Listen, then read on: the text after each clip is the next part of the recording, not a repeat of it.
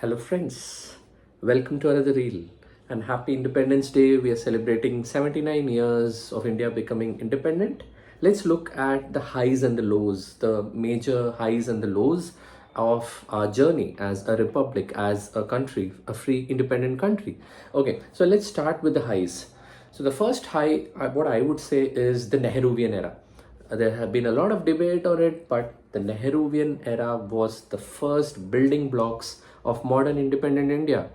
That's where we came up, where Nehru had a vision where India wanted to become like maybe the Soviet Union, the USSR, which had become a superpower without anything, an agrarian economy, but going on to become a massive superpower. And how did it do it? The 5 year plans, the public investment, and that's what Nehru did. BHEL, HAL, SAIL, a lot of public sectors on the basics were built, the big dams were built. And all of this was built in collaboration with Russian or say some of the French help or some of even Americans. So we took the technical know-how, we tried to learn from them, but then we went on to build. That was Make in India at its best. So Make in India started with Nehru, built all the basic public sectors, addressing all areas, whether it's roads, it's dams, it is space research, it is defense research, nuclear research. So every aspect started in the Nehruvian era. Of course, the education as well, IITs, IIMs, building these world-class institutes. Although there was few, but to build those big world-class institutes, the initiative was Nehru. So Nehruvian era, I would say, is the high, the greatest high. We started, in a very positive note in Indian history. That's one of the highs. What are the other highs? The other high, I would say, is of course India becoming a strong defense. Its defense strengthened, which was, you can say, a low under the Nehruvian era, but it became a strength under Indira Gandhi. And the 1971 war proved to the entire world that India had arrived. And much before, in the context of the Cold War with the Soviet Union and the US, but India taking on and defeating our arch enemy, Pakistan, but convincingly in a 12-day, and the creation of a new country in a 12-day war was phenomenal. So that put India onto the map, that India has arrived in terms of its defense research, in terms of its space research, in terms of its nuclear research, right? All this initiative was under Indira Gandhi. That's one of the highs. What are the other highs? Coming to the next era, the telecom, the IT revolution under Rajiv Gandhi. So the telecom, Rajiv Gandhi was interested. They had big computers during his time. Sam Petroda, who, that was one of the a very intelligent lateral entry, who helped Rajiv Gandhi in building this telecom policy, IT policy, right? And that's how India got ahead of China when it came to the 1990s. That's how the Infosys, the Wipros, the TCSs could grow because India had taken the initiative, this time outbeating China in the IT and in the telecom revolution. And that's why we are here today with millions of youth employed, millions of people employed in the IT sector. That's one of the highs. Of course, the economic liberalization, at the right time, it could have started earlier, but at the right time in the 1990s, and saving India from going into kind of a bankrupt economy, Dr. Manmohan Singh's economic policies, another high.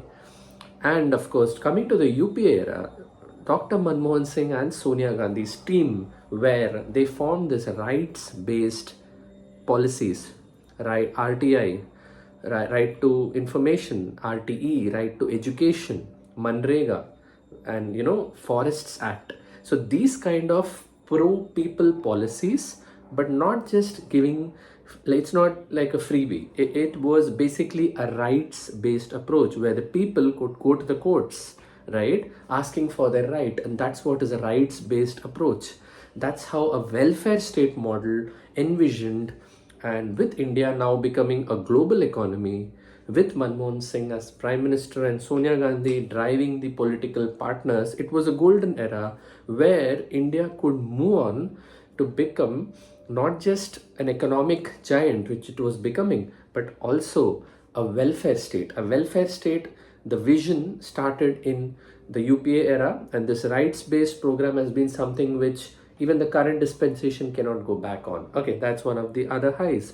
What are the, let's look at the lows, because we have looked at many highs. India is now, of course, there are many more. India is self sufficient in food production, the green revolution, the white revolution, Swaminathan. So there are major highs. Let's look at the lows. The lows are, of course, there have been periods now where the communal atmosphere of the country has been deteriorating since the 1990s, with the, of course, as we know, the major communal incidents which happened, and even now. So the social fabric of the country, the unity of the country, is slowly, the cracks are appearing, which is not good for a strong, Viksit Bharat as we want. So we don't want a country which is disunited. So we want a country whose social fabric, everyone feels that we are part of this great India story, right? So the social fabric is one thing which slowly is on the deterioration. Let's see how it goes.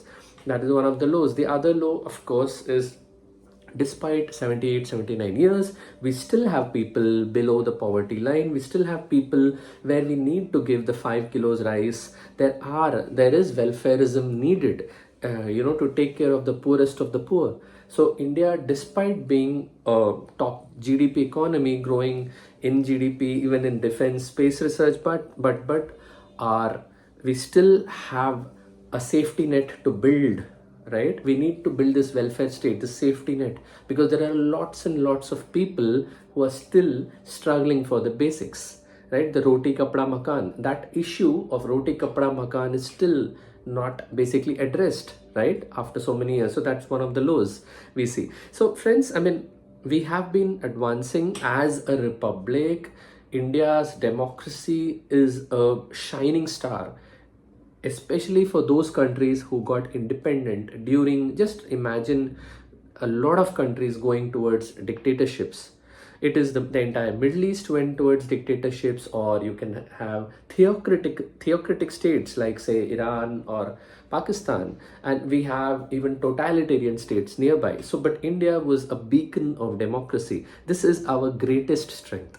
The democratic fundamentals that were built, the Constitution of India is